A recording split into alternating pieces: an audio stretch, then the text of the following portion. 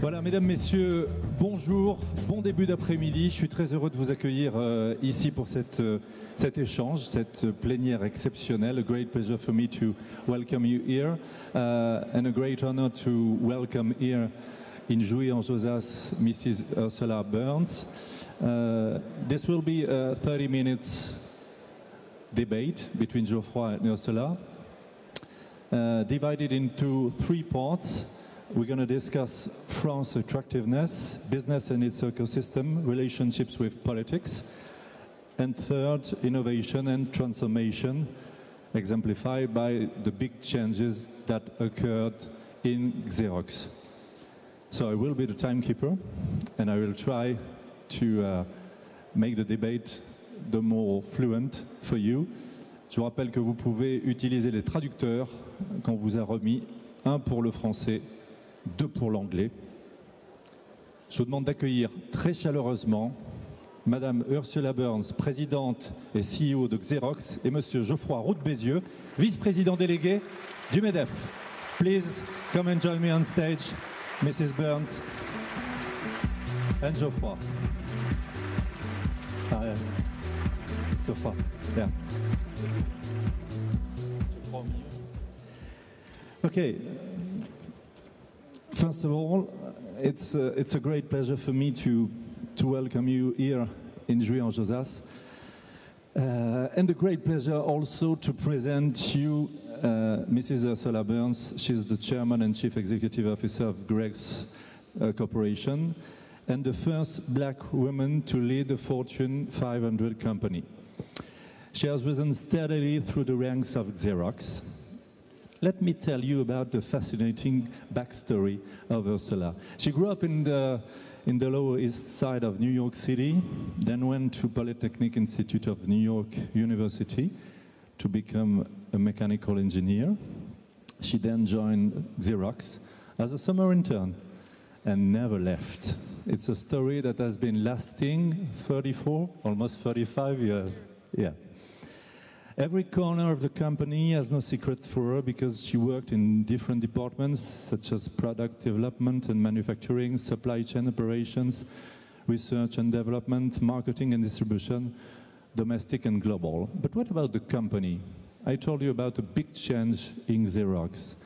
It was regarded as a predominantly technology company, and now Xerox is a technology-enabled services enterprise. Long and best. Everybody knows about its success in document technology, but thanks to Ursula and his team, the company's business successes are now to find in some places you would never expect to find Xerox. Can you imagine? Xerox revenues in business services are now larger than those from its document technology business. In addition to being chairman of the Xerox Board of Directors, Ursula is a director of 2 other global brands, American Express Corporation and ExxonMobil Corporation. A well-earned reputation of being a fearless and charismatic leader. She also provides leadership consult to a number of community, educational and non-profit organizations with a focus on improving the US education system in science, technology, engineering, and math. And in March 2010, US President Barack Obama appointed her vice chair of the President's Export Council. Please, a big round of applause for Mrs. Ursula Burns.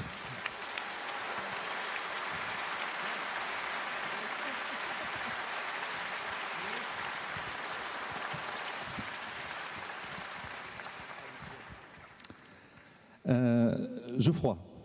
France 2020, building a winning France with a winning company such as Xerox, with a successful lady such as like Ursula, a logical meeting and a rich debate you wanted to take place today in Jouy-en-Josas. Yes, good afternoon everybody. We've been trying to invite Ursula for years and years, and she's a very difficult lady to court. And she finally accepted our invitation this year because she knew Manuel Valls was coming yesterday. She's a very connected person, so she knew Manuel Valls will make the speech he made yesterday. and she chose the moment because timing is everything. Timing is everything, but I did not know he was speaking yesterday. Exactly. Well, more seriously, we invited Ursula for many reasons. The first one is her own personal journey. She's a fantastic example of a great career, but also because Xerox has been through a journey as well. The business model of Xerox has disappeared, and she's really invented a new business model. I think that's interesting for all of us. We all face challenges through the digital world, and that's quite a challenge ahead of us. And thirdly, Ursula, you get involved with the community. You work for President Obama. You work with many philanthropic associations. Being in MEDEF means getting involved with the community, getting involved with the society, and that's quite meaningful for us. So that's the reason we need to invite you. And the last word is apparently there is no translation, but hopefully my English is understandable by the French people. So my English, Ursula, I talked about the big change in Xerox company from the beginning when you arrived in 2009, and now Xerox has completely changed. We know how difficult it is to change and to make change France. Let's talk about a bit more about the changes and the transformation of Xerox as far as employees, shareholders, communities are concerned. Yeah, it's interesting. Geoffroy said that he's been courting me for a long time, and I always like a handsome man to court me, so he finally caught me. Thank you, caught me. But I did not know that the Prime Minister was going to speak yesterday. I didn't know that. And it's interesting that when we were preparing for this event, which I know is a very significant event in France, we just started to think about what kind of message I would have to the audience here and to the French business people. And it's fortunate that the message that I have today is 100% aligned with the message that you received yesterday from your Prime Minister. And it's about growing businesses and being agile and transforming and working in collaboration to make sure that you stay ahead of the competition. So what Xerox did, Xerox started about 70 years ago. We were a technology business only. We created an industry. We made copiers, and we transformed the way that portion of industrial work was done by using technology. What we found, and we lead that business around the world. We are the #1 provider even today of technology.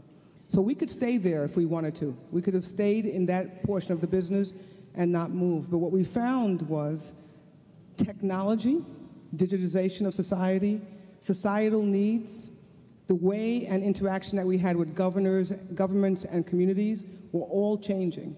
So we had to change our business to remain relevant. We had to actually partner, collaborate, be agile, be aggressive to actually stay relevant. But it was difficult at that time, because at that time you made profit with the business you had.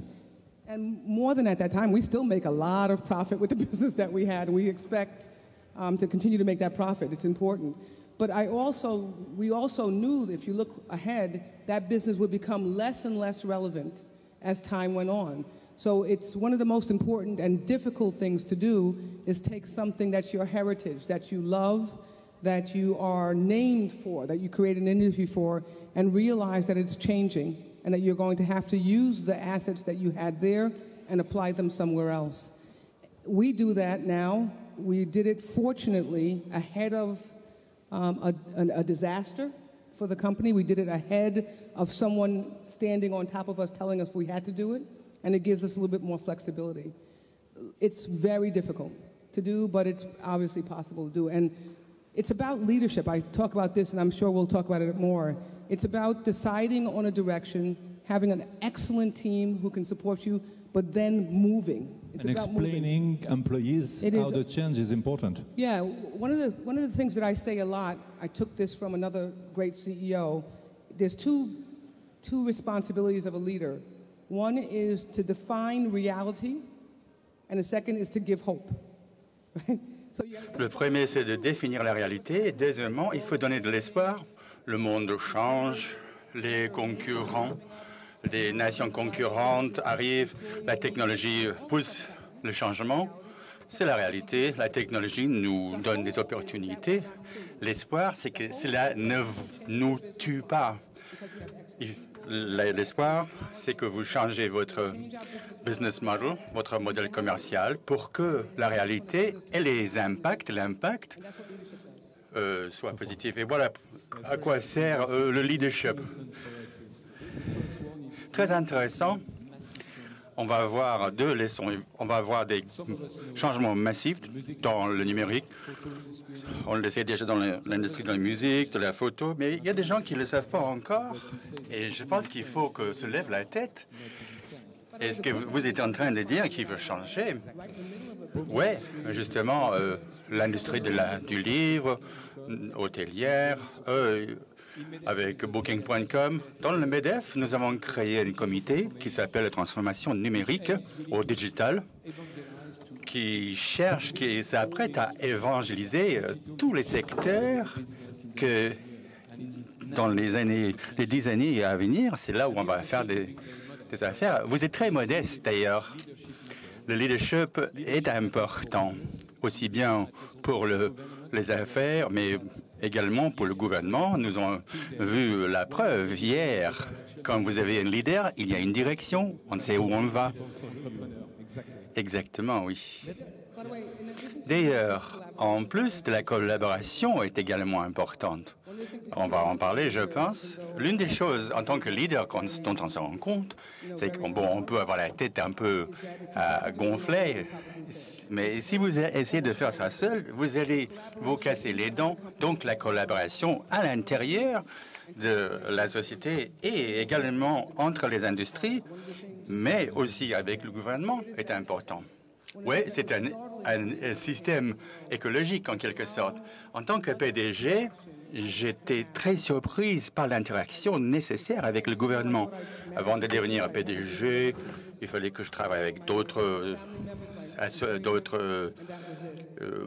gens, d'autres sociétés, d'autres personnes, et j'ai passé beaucoup de mon temps avec le gouvernement, surtout parce que le gouvernement ne savent pas ce qu'il faut pour diriger une société. Et nous devons communiquer notre expertise pour que leur régulation, leur structure fiscale, etc., les réglementations de travail soient intelligentes. Vous savez, une des choses que je dirais, c'est qu'il prend bien plus de temps que je n'aurais jamais pensé.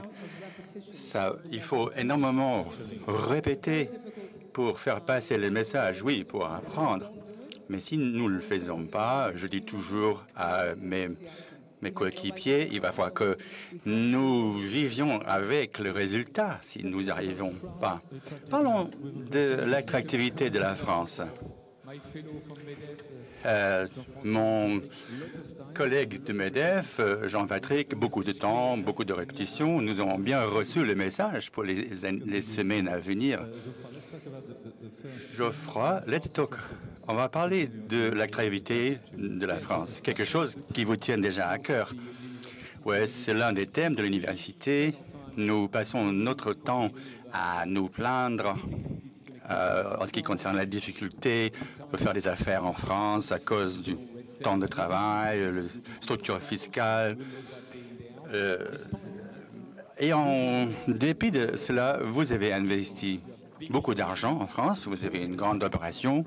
Vous avez acheté récemment une société dans le sud de la France qui est devenue un centre mondial pour l'impression à haute définition en couleur.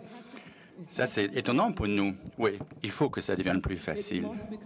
Ça, c'est très important. Actuellement, il est très difficile. Cela prend beaucoup de temps, beaucoup d'énergie. Toutefois, mais parlons d'abord de la bonne nouvelle. Ici, les expertises, la compétence, l'infrastructure, la souplesse des esprits des Français est absolument éblouissant. Sont éblouissants. Donc la raison, je blaguais hier soir lors du dîner, le nombre de leaders français qui sont sur notre équipe de leaders aux États-Unis.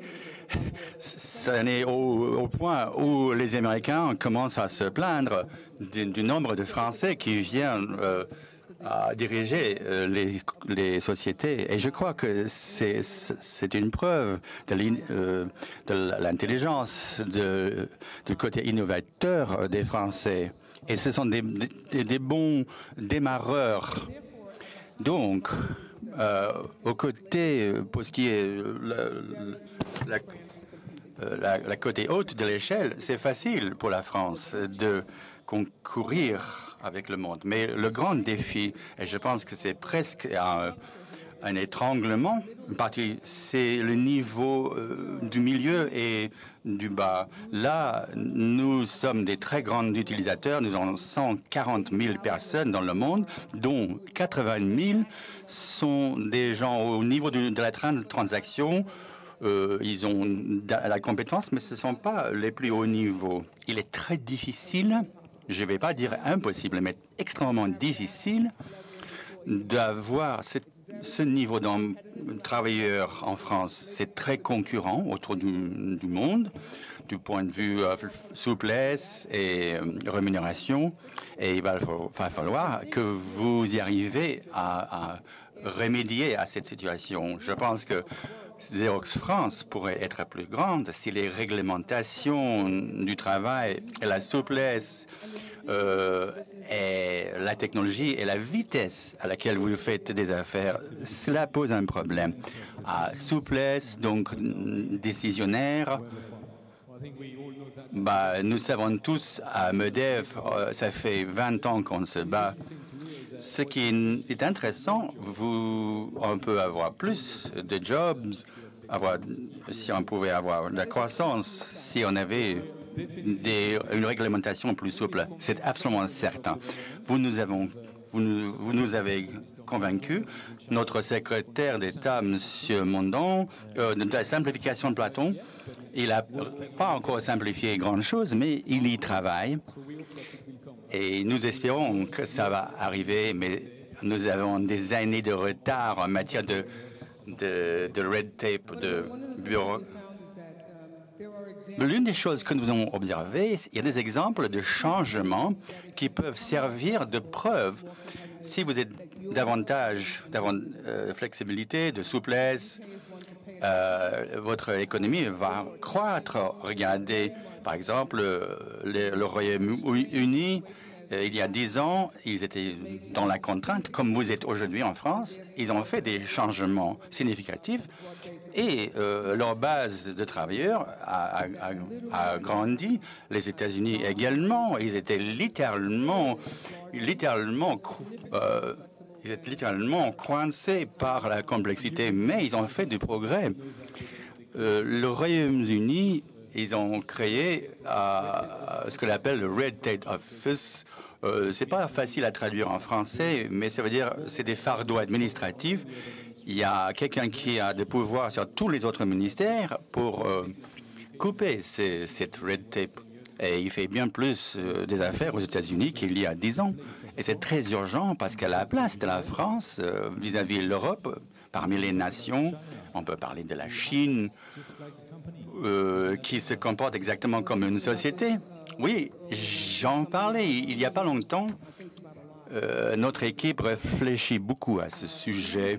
Les États-Unis, par exemple, France également, je suis sûr, a des entités qui opèrent de façon indépendante au gouvernement, dans les corporations, mais aussi les structures sociales. Et ils se rencontrent et ils se battent comme dans le rugby.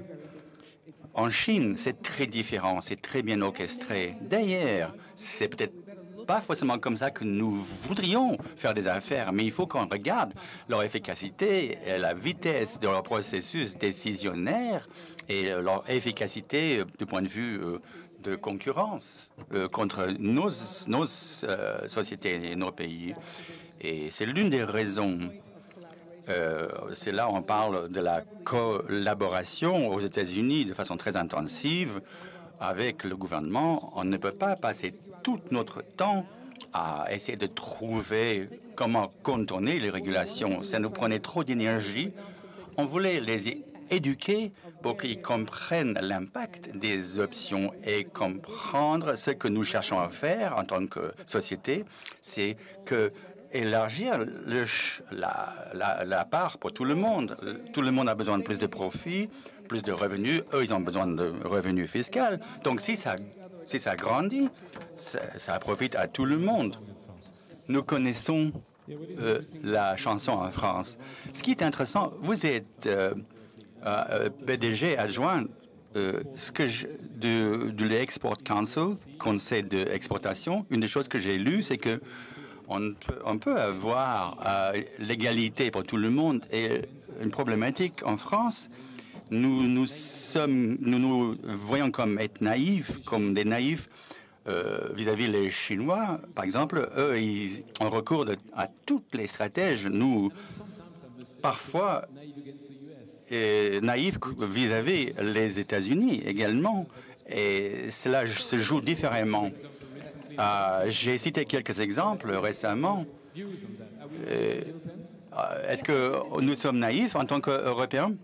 Oui, nous sommes tous naïfs contre les Chinois. Et Singapour, ce sont des nations qui ont davantage. Tous les pays développés sont très naïfs contre ces pays très orchestrés, très bien gérés, des économies très bien menées. Mais je crois quand même que France, c'est notre plus grande partenaire en commerce avec les États-Unis. Je ne sais pas si vous le saviez, cela. C'est intéressant. On parle dans des termes, nous contre vous. Toutes les nations ont des buts, ont le but de protéger et enrichir l'ordre. Et ça doit se respecter. Mais en fin d'analyse, dans les Export Council, nous essayons d'agrandir la casserole, la part. Il ne s'agit pas d'une table fixe et puis se battre pour le plus grand part, le plus grand morceau. Non, il faut que ce soit histoire de tout agrandir pour que tout le monde a une part raisonnable. Et ensuite, se concurrencer. Mais on ne peut pas dévancer les autres de trop loin. On ne peut pas avoir des politiques, des technologies, réglementations de travail qui agit comme un frein pour vous. Donc, je crois que vous êtes un peu naïf quand même, surtout en ce qui concerne l'impact de se battre en interne contre le monde externe. Plus le temps vous passez à débattre à l'intérieur, moins vous vous rendez compte ce que font vos voisins. Ouais, vous parlez, c'est mieux d'être à la table de la négociation plutôt qu'être sur le menu. Bon, deuxième partie de notre discussion, notre débat, Geoffroy, la relation entre le politique et les affaires et l'écosystème. Oui, on passe beaucoup de temps pour convaincre les politiques. On peut penser que c'est une perte de temps. Ce qui est important, c'est les clients, c'est les chiffres d'affaires. Et tout le temps qu'on passe avec les politiques, c'est en pure perte. On pourrait dire, on essaie de convaincre tout le monde que si on ne s'engage pas, alors il vous faut une boucle émissaire. Vous ne pouvez pas vous plaindre du système fiscal si vous ne faites pas partie du débat. Il faut être engagé, il faut beaucoup se répéter, mais s'engager, être citoyen, fait partie du travail de l'entrepreneur. Tout le monde ne peut pas y passer beaucoup de temps, mais il faut quand même passer une partie de votre temps. Nous sommes d'accord avec cela? Totalement, je suis d'accord. Je ne pense pas que c'est quelque chose de facultatif. Donc, c'est pas facultatif.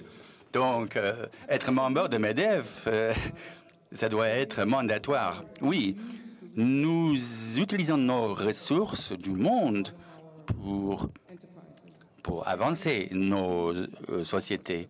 Et nous alimentons les ressources par nos sociétés. Il est presque impossible. Comment est-ce qu'on peut faire ça sans engager le monde? Il faut commencer chez soi pour être sûr que c'est organisé, que c'est constructif, etc. Nous faisons plusieurs choses aux États-Unis, les sociétés américaines, pas seulement dans les États-Unis, qui sont importants. D'abord, nous avons surmonté, nous avons arrêté de nous plaindre de certaines choses qui sont soit vraies, soit fausses. elles sont ce qu'elles sont. Nous y travaillons toujours, on a l'impression que c'est facile, mais non. Mais nous dirigeons notre énergie vers le changement, vers l'éducation et la réorientation des comportements. Se plaindre, ça nous avançait à rien. Et parler à la presse, et en termes d'opposition, c'était inutile. Et d'ailleurs, ils ont davantage d'avenues de communication avec le public que nous, les sociétés. Donc, il faut se mettre de leur côté. Donc, il faut s'arrêter de se plaindre. La deuxième chose, c'est pas une question de ne pas croire ou ne pas être d'accord avec ce qu'ils disent, c'est plutôt de comprendre leur point de vue. C'est très important. Ce ne sont pas des gens forcément mauvais, ils ne cherchent pas à détruire le monde, ils ont une base avec laquelle nous ne sommes pas d'accord. D'abord, il faut comprendre leur route fondamentale et puis essayer de construire une position commune. Et quand je dis « eux », je veux dire les agences gouvernementales.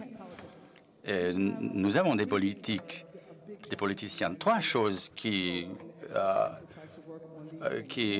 menacent les États-Unis. D'abord, c'est notre structure fiscale est très limitante, très contraignante, complexe, très coûteuse. C'est incroyablement difficile à comprendre. Beaucoup de gens vous devriez venir voir notre structure fiscale. Nous dépensons beaucoup de sommes rien que pour le gérer. Nous pourrions utiliser cet argent contre un problème global. Deuxième, c'est la quantité de réglementation.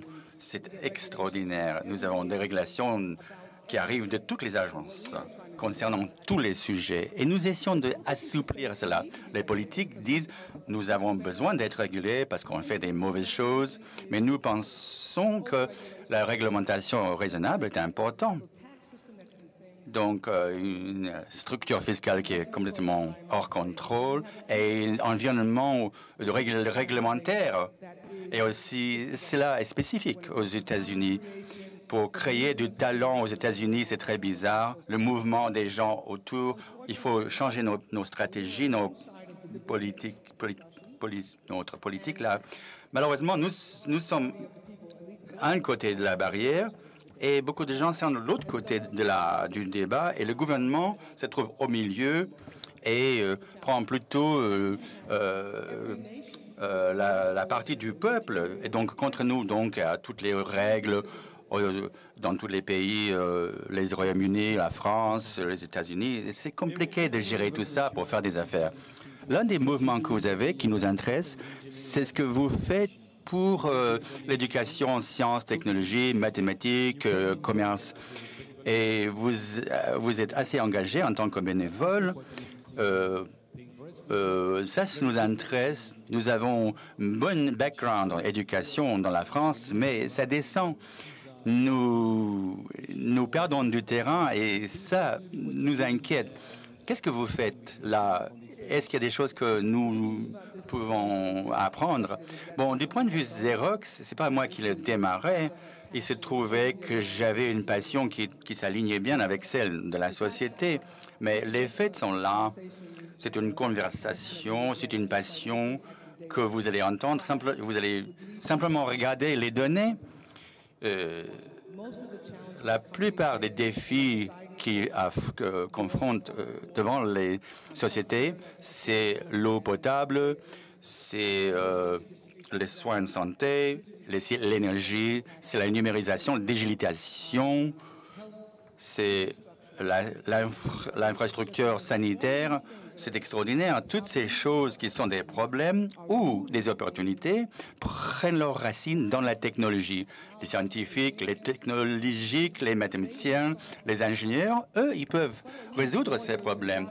Nous avons besoin des avocats, des médecins, mais il faut des gens, pas trop d'avocats, n'est-ce pas?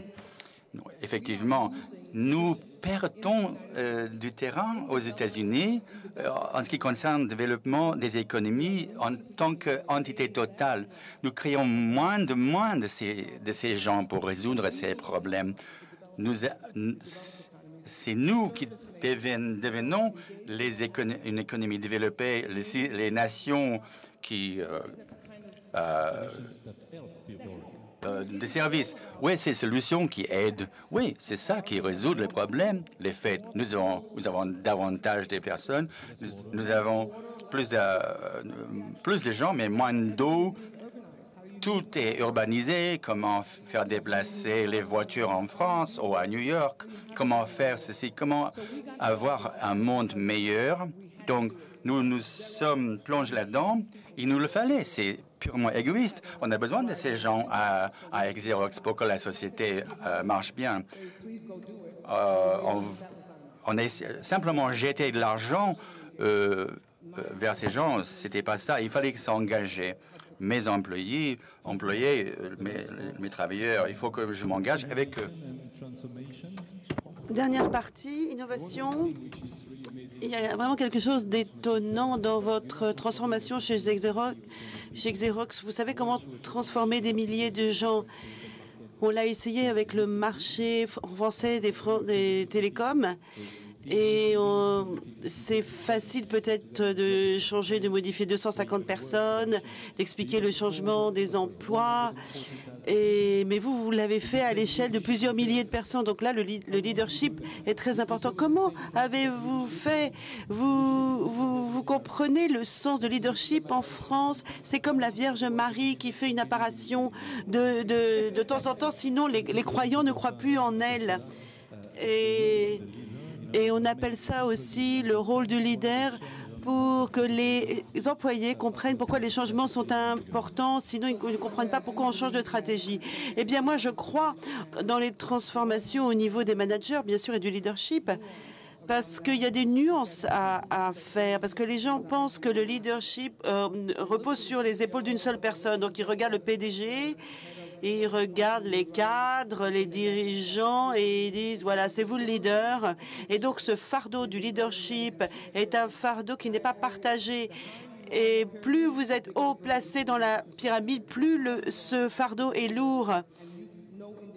Et vous savez que les individus ne peuvent pas le faire tout seuls. Donc moi, mon rôle, c'est de savoir, c'est d'arriver à être vraiment le leader, d'être au courant de voir ce que sont les réalités et de comprendre ce que les gens espèrent, ce qu'ils souhaitent, et ensuite, et où nous voulons aller, et par quelle voie nous allons y aller, par quelles mesures, par quelles actions. Donc, tout ce qui concerne la transformation, c'est d'abord s'assurer que les gens assument leurs responsabilités, s'engagent, apprennent à être leaders également, apprennent et comprennent par quelle voie nous allons passer. Et cela ça a l'air très facile quand on dit ça et on va tous y arriver, c'est la réalité, mais c'est pas du tout facile. Et la raison pour laquelle c'est difficile, c'est parce que c'est ce qui se cache sous tout ce qui est tout sous-jacent. Quand on peut mécaniser des emplois, c'est aussi c'est pas seulement mécaniser des emplois, on parle d'énergie, de passion, d'émotion ici. Et vous dites voilà, celui-là il peut le faire et celui-là il peut pas le faire, mais celui-là s'il peut pas le faire, dans ce cas-là il faut s'en séparer parce que les leaders sont des responsables également. Et ils sont responsables de faire avancer les gens sur la bonne voie. Et il faut que les gens les suivent. Énergie, passion, ce sont vraiment des mots très importants. Oui, c'est ce que nous faisons tous les jours. Je ne connais pas un seul entrepreneur qui se lève le matin sans énergie et sans passion. Et donc nous sommes pleins d'énergie, pleins de passion. Et il nous faudrait un peu plus de liberté pour qu'on arrive à nous exprimer davantage en France. Mais je pense que vous avez bien commencé, vous en France. J'ai regardé un peu vos perspectives en vivant ici. Et ensuite, après, quand je vis à l'étranger, je regarde la France et je vois beaucoup de créativité et des gens vraiment très bien formés.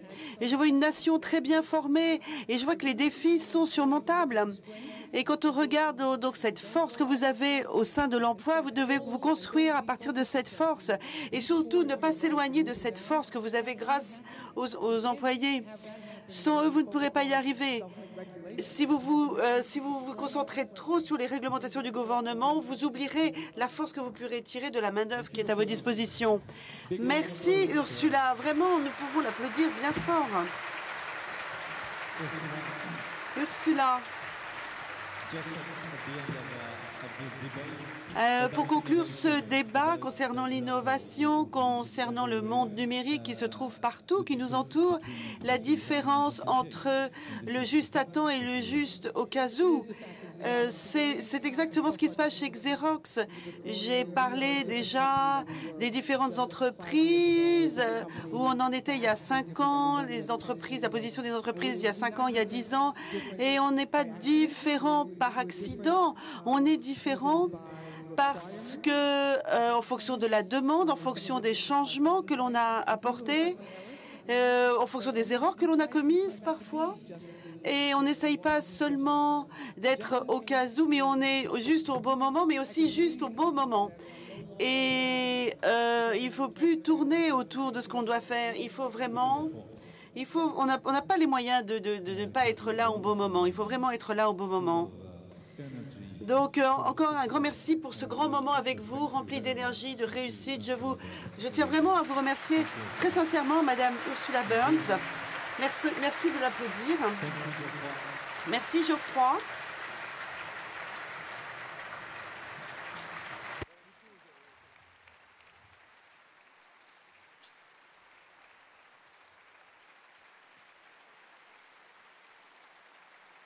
Just in time, c'est les plus...